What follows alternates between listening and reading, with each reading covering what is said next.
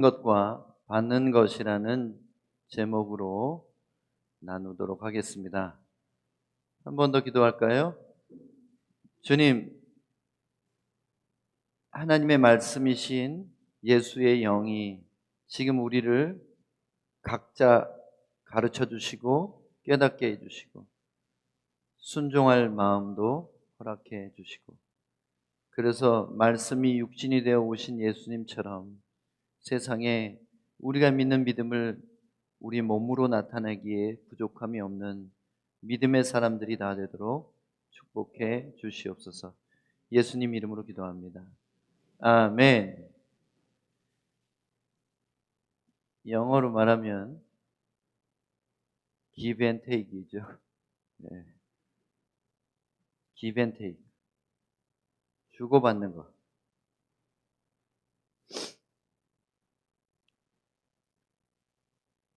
사도 바울이 사도행전 20장에 이런 말씀을 하고 있습니다. 범사에 여러분에게 모본을 보여준 바와 같이, 뭘 말하냐면 바울과 그와 함께한 동료 선교사들이 모든 일 가운데 본이 되었다. 그런데 특별히 무슨 일에? 자기가 수고해서 자기보다 더 어려운 사람들을 도와주는 것을 본을 보였다. 그래서 교회여, 너희도 그렇게 해야 복을 받는다. 그런 얘기를 하는 거예요. 주 예수께서 친히 말씀하신 바 주는 것이 받는 것보다 복이 있다 하심을 기억하여야 할지니라. 주는 것보다 받는 것이 복이 있다고 예수님이 친히 말씀하셨나요? 어때요?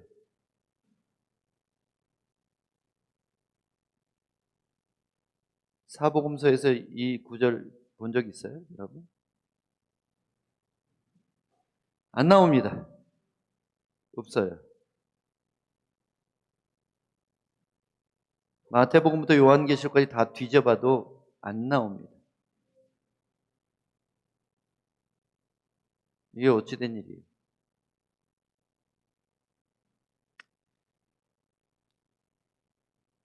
이렇게 말씀 안 하셨는데 바울이 직접 예수님을 만난 적이 없어가지고 헛갈렸나?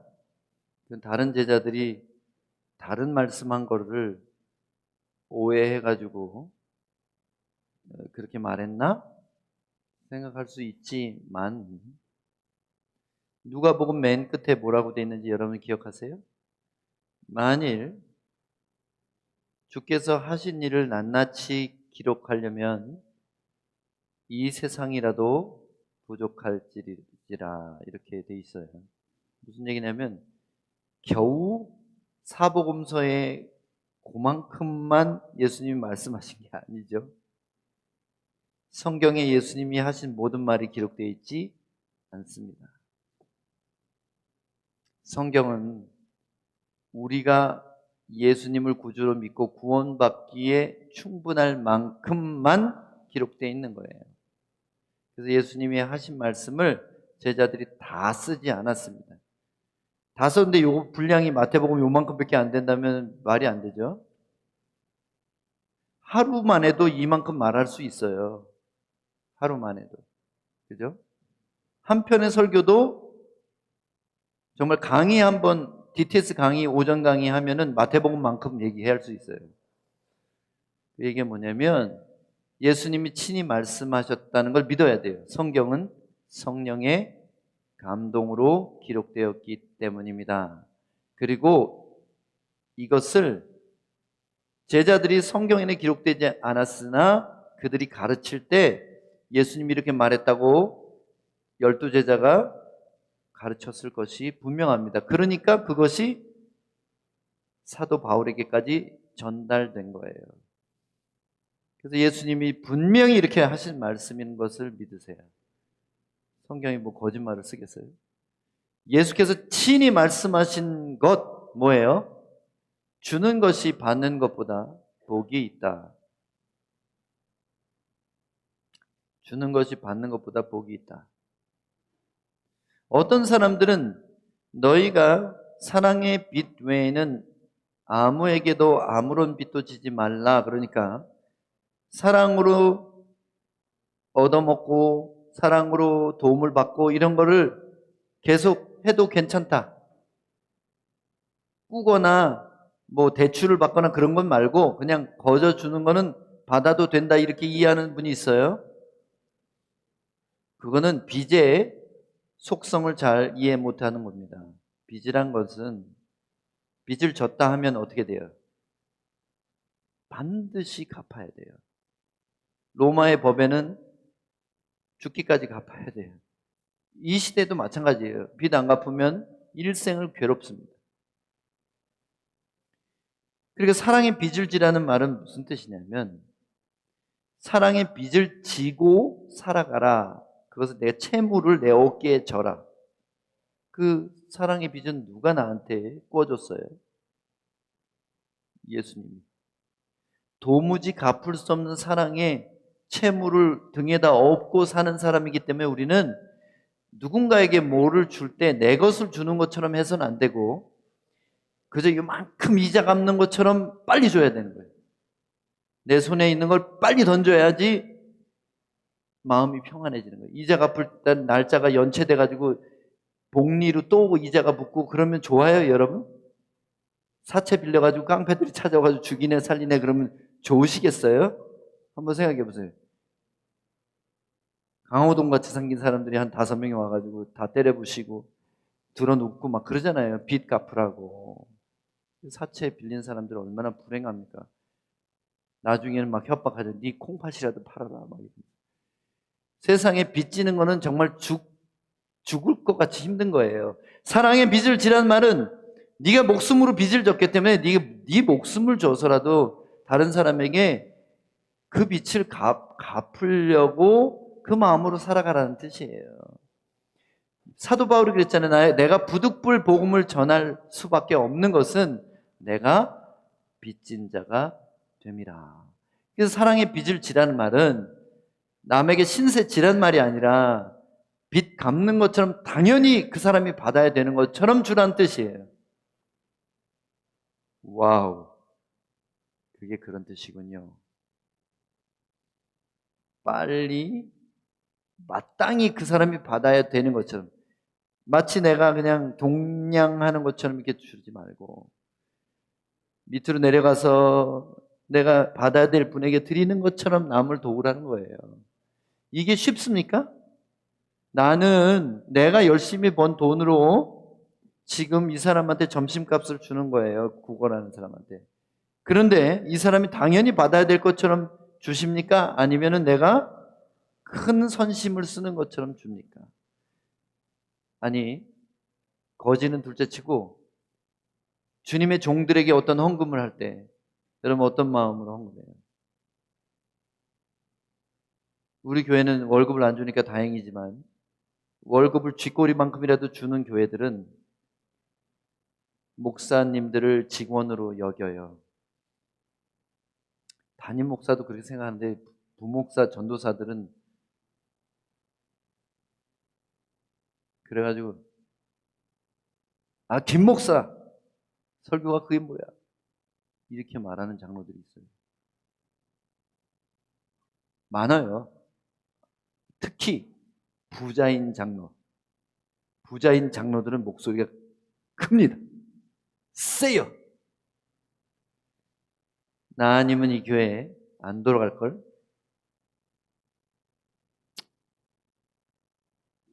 그런 장로는 지옥 갑니다. 큰 문제예요. 사랑에 하나님이 주신 은혜에 빚을 갚는 것처럼 드려야 되고 나눠야 되고 섬겨야 되는 겁니다.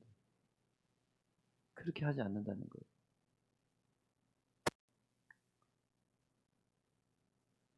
네. 날씨도 일주일 내내 우중충했는데 화창한 아름다운 여기 보면은 사람들이 여기 물가에 있고요. 저기 보면 요트도 배들도 하나씩 떠 있고 자세히 안 보이시죠? 가축도 있고. 이게 어디냐면 갈릴리 호수예요. 제가 갈릴리 딱 2번 가봤는데 너무 아름답더라고요. 물이 너무 맑고 아름답고 생명으로 가득 차 있어요. 갈릴리에서 물고기 잡는, 지금도 베드로처럼 요한처럼 저렇게 소규모 어업하는 사람도 있어요. 고기가 저렇게 망에 한 번 던져도 투망 한 번 해도 저렇게 많이 잡혀요. 얘가 153마리가 잡혔던 그 고기 베드로 고기라고 부르는데 사실은 이 종류는 찔라삐아라는 고기예요. 찔라삐아. 얘 손바닥만한데 별로 맛없어요. 감자튀김하고 저렇게 그 상추 저기 절인 거하고 같이, 양배추 절인 거하고 같이 주는데 그 돈 주고 그걸 먹나 이렇게 싶은데 사람들이 줄 서가지고 그 베드로 고기 식당 있잖아요. 관광객이 아주 줄 서서 들어가요. 저거 먹으려고. 미안하지만 맛이 없어요. 여러분 가서 이거 드시지 말고 구경만 하세요. 그냥.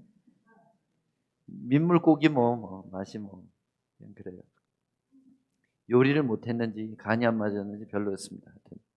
먹을 것도 별로 없어요. 이렇게. 손바닥보다 조금 크긴 한데 얇아요. 예, 몸통이 얇아요. 살이 그렇게 많지는 않습니다. 갈릴리의 다른 모습. 디베리아라고 하는 그 도시예요. 갈릴리를 디베리아 바다라고 부르기도 하죠. 티베리아에 가면은 고급 리조트하고 호텔하고 보트 선착장하고 이게 밤에는 이렇게 돼요. 갈릴리가 뭐 시골인 줄 알았더니 여러분 천만에 갈릴리는 있잖아요. 사람들하고 동물들하고 나무와 숲과 새들과 물고기로 넘쳐나는 곳이 생명으로 가득. 그럼 여긴 어딜까요? 아무것도 없어요. 아름답긴 한데 물 이렇게 찍어 먹어보면 우와, 이건 짠 게 아니라 이거는 독약이에요. 저 소금이 저렇게 이 호숫가에 엉겨 붙어가지고 소금 기둥이 막 이게 세워져 있어요. 이거는 사해입니다. 사해. 이름 자체가 죽음의 바다라는 뜻이에요. 누워서 책을 봐도 물에 안 빠집니다. 제 사진도 있는데 제 사진은 민망해서 딴 사람 거가 그냥 퍼왔어요. 저도 저렇게 했어요. 우리 청년들하고 같이 갔는데 아무도 안 들어오는 거예요. 거기까지 가서 나는 어떻게라도 들어가고 싶을 텐데 그래가지고 저는 수영복으로 갈아입고 무조건 뛰어들었습니다. 그래가지고 누워가지고 혼자서 막 사해 바다에 누워서 가라앉질 않아요. 죽을래도 죽을 수 없는 곳이에요. 여기는. 근데 첨벙거리고 놀다가 물 한 방울이 눈에 딱 들어갔는데 와, 이건 따가운 게 아니에요. 그냥 눈이 그냥 빠지는 것 같아요. 아파요. 진짜 쓰라려요. 막 완전히. 물 한 방울이 들어갔는데 와, 그래가지고 야, 여기는 진짜 물고기는커녕 미생물 그런 이런 조금만 보이지 않는 그런 미생물도 전혀 살 수 없는 완전한 생명체가 하나도 없는 그런 큰 호수입니다. 지도를 보면 이렇게 돼 있어요. 저 위에 있는 게 갈릴리고요. 갈릴리를 확대한 거예요. 이렇게 생겼어요. 갈릴리는. 갈릴리 호수도 꽤 커요. 예, 이게 폭이 8km, 길이가 21km. 안 보여요. 그냥 수평선이 보여요. 그만큼 커요. 21km나 되니까 이게. 21km면 여기서 어디 정도 되지? 마이리뽀랑 가는 거 반 정도, 그 정도 되겠네요. 그리고 사해는 뭐냐면 그 갈릴리에서 아주 요단 강물이 쭉 강이 있어요. 흘러내려와요. 강이 어떻게 되냐면 요게 갈릴리 바다고요. 요단 강이에요. 요게 쭉 흘러서 사해로 들어갑니다. 갈릴리는 그 상류에서 샘들로부터 나온 단지역에서 헐몬산에서 나온 그 모든 물들이 모여서 호수가 되고 그 물을 요단강으로 흘러보내서 사해로 흘러보냅니다. 사해는요, 들어가기만 하지 나가는 데가 없어요. 물이 들어가서 증발되는 거 계속. 그러니까 염도만 높아지는 거예요. 계속 물이 들어오고 증발되고 물이 들어오고 증발되고. 이 그림을 왜 가져왔는지, 물을 쉼없이 내보내는 갈릴리 호수는 맑고 생명으로 가득 차 있지만 물을 받기만 하는 사해 호수는 탁하고 생명이 없습니다. 인근 지역에 도시도 없어요. 옛날에 소돔과 고모라가 사해 근처에 있었는데 지금은 흔적도 남지 않았습니다. 간간히 베두인족이 양떼, 소떼 몰고 지나가는 정도예요. 제가 또 가려고 그 탈의실에다 제 수영복 벗어놓고 왔어요. 저기 가서 수영복 잃어버렸어요. 다시 가려고. 아직 다시 가지 못하고 있습니다만은 여러분 한번 꼭 가보세요. 사회 정말 희한해요. 여기서 제가 왜 사진을 보여드리면서 이 얘기를 하는지 눈치채셨죠? 또 한 가지 얘기하겠습니다. 요즘 우리가 묵상하고 있는 다윗과 압살롬의 이야기입니다. 고난을 받으면서 사랑 주는 법을 배운 자 누구예요? 부모로부터도 외면당하고 사나운 짐승이 있는 양치는 언덕에서 어린 시절부터 목숨을 걸고 양떼를 지켰던 그 외로운 다윗은 하나님이 세우시는 리더가 됩니다. 왜냐하면 자기 목숨을 양을 위해서 던지는 법을 배웠거든요. 그러니까 왕이 된 거예요. 그렇지만 태어날 때부터 꾸지람을 한 번도 받아보지 않은 잘생긴 압살롬이죠.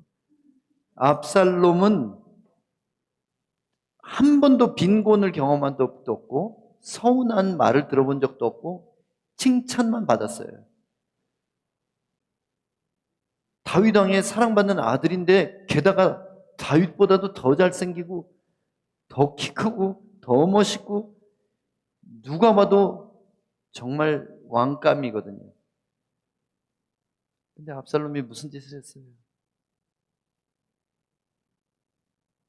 자기 배다른 형제를 죽이고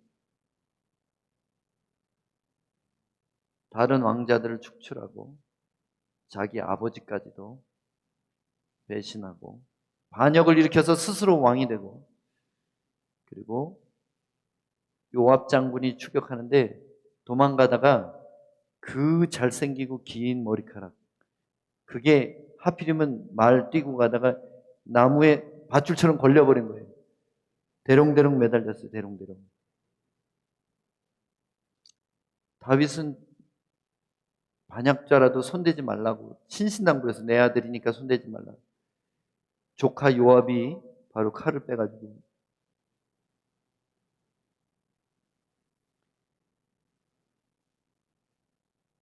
율법에 뭐라고 돼 있어요? 나무에 달린 자는 저주를 받았습니다. 그가 왜 그런 죽음을 죽었는지 아시겠죠? 하나님이 그를 너무나 미워하셔서 심판하신 거예요. 저주하신 거예요. 자, 보세요. 남을 위해 평생을 생명을 걸고 남을 지켜주고 나눠주고 보호해주고 그들을 위하여 전쟁터에 나가고 했던 다윗은 주는 자로서 하나님의 큰 은혜를 받았으나 받기만 한 압살롬은 줄 줄을 모르는 거예요. 가진 것에 만족 못하는 거예요. 그래서 이런 사람은 반역자가 됩니다. 여러분, 자식 귀하다고 사랑만 주지 마세요. 그 자식을 여러분 가슴에 못을 박을 겁니다. 대못을 박을 거예요. 자식이 귀할수록 되는 것과 안 되는 것을 구별할 수 있게 해주세요. 하나님을 섬기는 것과 세상을 따라가는 것을 구별할 줄 아는 자식으로 키우셔야 돼요. 그러지 않으면 자식 사랑하는 게 아니라 자식을 버리는 것과 똑같습니다. 다윗이 진짜 잘못한 것 중에 하나가 자녀 교육이에요. 왜냐하면 다윗은 자녀들을 너무 사랑해가지고 내가 어찌하여 그랬냐는 말로 한 번도 섭섭하게 한 적이 없었더라. 이렇게 성경에 왜 기록했는지 알아요? 네가 왜 그랬냐고 물어본 적도 없다는 거야. 무슨 짓을 해도 왕자들이 너 왜 그래? 이렇게 말한 적이 없다는 거예요. 최악의 아빠죠. 최악의 아빠. 다윗은 아빠로서는 빵점이에요. 그게 좋은 아빠 같죠. 반역자를 키우고 말았습니다. 주는 자가 받는 자보다 복된 이유는 잘 생각해 보세요. 일단 줄 것이 있는 것 자체가 먼저 복을 받은 거예요. 네? 나 아무것도 줄 게 없는 사람이 아니라 내가 어떤 뭐라도 줄 수 있으면 이미 나는 저 사람보다 복된 사람이라는 거예요. 그리고 그 복을 나눔으로 인하여 하나님을 기쁘시게 함으로 그분이 내리시는 내가 100해알 주면 1000해알 주시겠지 그게 아니라 그분이 내리시는 하늘의 자원, 이 땅의 자원도 주실 때가 있지만 하늘의 자원을 주신다는 말이에요. 하늘의 자원은 뭐냐면 세상 사람들에게는 없는 지혜, 기름 부으심, 영적인 통찰력, 성령의 은사 이런 걸 주신다는 거예요. 100배를 30배, 60배, 100배 하니까 100배 그러니까 100해알 주면 100배 곱하기 100에서 10,000해알을 주시겠구나. 이게 아니라 100이라는 숫자는 헬라 말로 헤카톤이라고 하는데 헤카톤은 곱하기 100을 얘기하기도 하지만 차원이 다른 것을 얘기할 때 헤카톤이라고 말하는 거예요. 질적으로 다른 것을 얘기할 때 헤카톤이라고 말해요. 그래서 100배의 축복을 받느니라 이 말은 물질적인 것을 심어가지고 영적인 것을 받겠다는 그 뜻이에요. 진짜 뜻은. 물론 곱하기로 주시기도 합니다. 하나님이. 너무 기특하셔서. 근데 그러지 않을 때도 있어요. 내가 줬는데 그게 이자는커녕 원금도 나한테 안 올 때도 있어요. 근데 그게 내 자녀에 대한 축복으로 갈 수가 있고 내 문제 해결의 능력으로 임할 때가 있고요. 꿈으로 내게 경고하실 때가 있고. 그러니까 돈으로 환산할 수 없는 엄청난 것이 온다는 것이 하늘의 자원, 헤카톤. 신명기 15장 11절입니다. 땅에는 언제든지 가난한 자가 그치지 아니하겠으므로 내가 네게 명령하여 이르노니 너는 반드시 내 땅 안에 내 형제 중 곤란한 자와 궁핍한 자에게 내 손을 펼지니라. 땅에는 언제? 세상이 끝날 때까지 가난한 자, 곤란한 자, 궁핍한 자가 끝까지 존재합니다. 세상에는 천국이 사람의 손으로는 이루어지지 않아요. 그러니까 곤란한 자가 언제까지 있어요? 재림 때까지 계속 있을 거란 얘기예요. 그러면 우리는 어떻게 해야 돼요? 손을 펴라는 거예요. 또 우리 목사님 또 끝골 사역하고 그러니까 맨날 구제하라고 저러는구나 똑같은 얘기하는구나 하실 수 있으나 오늘은 초점이 다릅니다. 저는 오늘은 주는 얘기를 하는 게 아니에요. 받을 수 있는 얘기를 하는 거예요. 어떻게 해야 받는지를 말씀드리는 겁니다.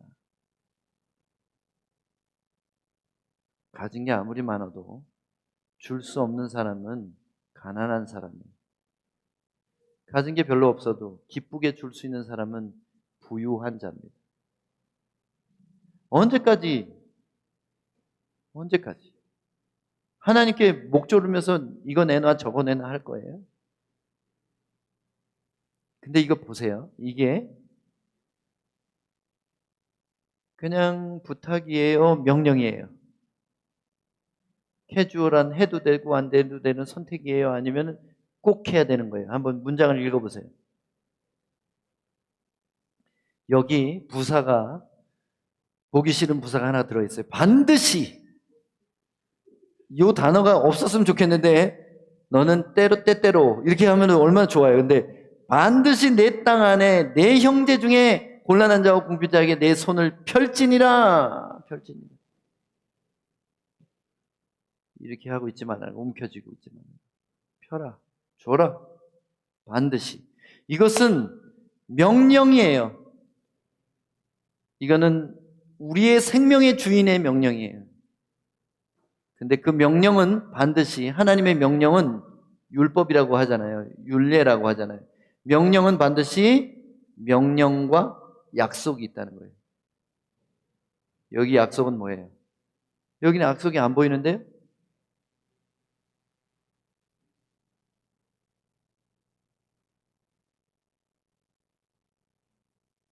손을 펴면 줄 수 있으나 그 편손에 더 큰 것을 받을 준비도 되는 겁니다. 형제에게 내 걸 줬는데 갑자기 고개 들어보니까 하늘에서 뭐가 내려와요. 이게 영적인 원리라는 거예요. 저는 여러분에게 뭘 착취하려고 이런 설교를 하는 게 아니라 진짜 어떻게 복이 되는지를 아무리 들어도 계시가 안 와요, 사람들이. 그래서 보여드릴게요. 어떤 일이 일어나는 건지. 한번 김홍선 목사님하고 윤태영 간사님 한번 나와보세요. 이 두 사람이 우리 태연 간사가 가난한 자예요. 김홍선 목사님이 부자같이 생겼죠? 딱 보니 부자같이 생겼어요. 자, 김홍선 목사님이 가난한 자에게 손을 펴고 있습니다, 지금. 네. 아이고, 그 비싼 아이폰을 줬네요. 자, 이 모습을 보세요. 지금 손을 펴고 있죠? 받았으니까 그 주머니에 넣고 안 받은 척 하지 말고 들고 계세요.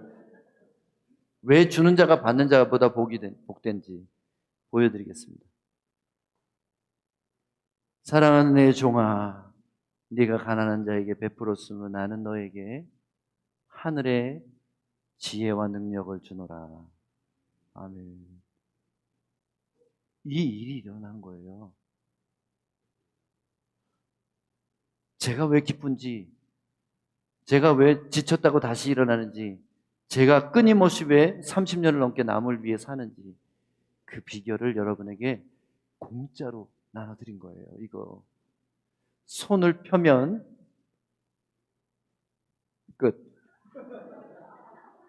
손을 펴면 줄 수 있지만 그 편손은 더 큰 것을 받을 준비가 된다는 거예요. 한번 보세요. 비워야지 채우시죠. 움켜쥐고 있으면 더 큰 걸 주고 싶은데 이것 때문에 못 주는 거예요. 왜 손을 펴라고 하시는지, 약속이 뭔지 성경의 다른 구절로 좀 보세요. 가난한 자를 불쌍히 여기는 것은 여호와께 꾸어드리는 것이니 그의 선행을 그에게 갚아 주시리라. 여러분 자식 잘 되게 해달라고 밤낮으로 기도하셨죠, 오랫동안. 자식 잘 되게 기도하는 것보다 더 중요한 게 뭔지 아세요? 기도 10년 하는 것보다 내가 가난한 사람을 마음을 다해 도와주고 그들을 위해 울어줄 수 있으면 하나님은 내 자식 책임져 주신다는 거예요. 남의 자식 배고픈 거 신경 쓰는 아빠 엄마에게 내 자식 안 굶게 해주신다는 거예요.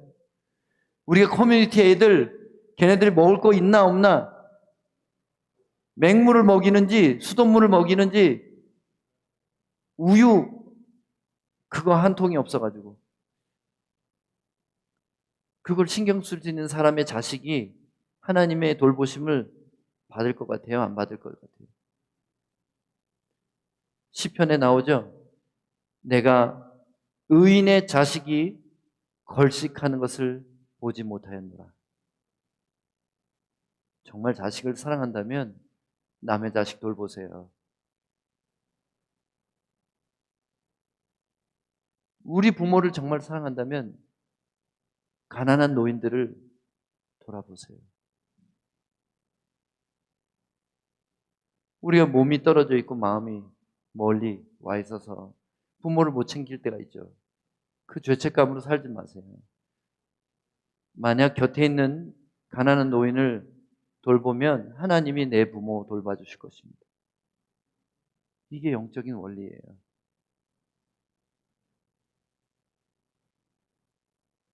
사랑받으려고 교회 다니십니까? 우리 교회는 사랑이 없어. 교회 하루 이틀 다니는 사람이 그러면 이해가 가는데 오래 다니는 사람이 그런 얘기하면 답답해요.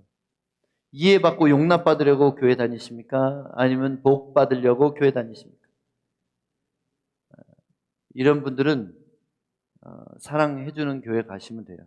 이해해주고 용납해주고 복 빌어주는 교회 가면 됩니다. 교회 와서 사랑을 줄 마음을 가지세요. 내가 교회거든요. 이렇게 하는 사람이 그 교회의 주인이에요. 나한테 아는 척 하는 사람도 없어. 자기가 아는 척 하세요. 그럼 되지. 그죠? 교회 와서 왜 나를 이해 안 해줘? 그럼 다른 사람 이해받을 필요가 있는 사람이 있나 돌아보시면 돼요. 내가 용납받지 못한 것 같으면 남을 먼저 용납하세요. 그리고 복을 나눠주시되, 아니, 그거보다도 여러분 자체가 복덩어리가 되시기 바랍니다. 복이 되세요, 남에게. 이것이 우리의 부르심이에요. 믿음의 조상을 이 목적으로 부르셨다는 거 아세요? 그럼 믿는 모든 사람이 이 부르심 안에 있는 것을 확실히 믿으셔도 괜찮습니다.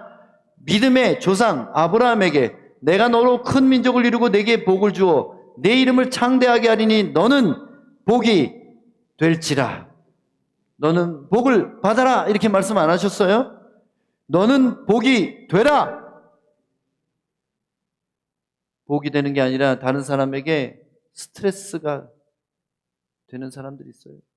다른 사람들에게 굳이 할 필요 없는 말을 하는 거거든요. 덕을 세우는데 소용되는 말을 하는 게 아니라 지나가면서 한마디 툭 해가지고 긁어요. 그럴 필요가 있나요? 복이 돼야지 짐이 되는 사람이 돼서는 안 돼요.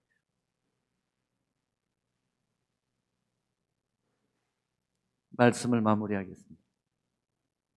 나 여호와가 너를 항상 인도하여 메마른 곳에서도 내 영혼을 만족하게 하며 내 뼈를 견고하게 하리니, 영혼은 안 보이는 거고요. 뼈는 육체를 말하는 거예요. 영적으로도 부유하게 하실 뿐 아니라 육체적으로도 건강하게 해주신다는 거예요. 누구를?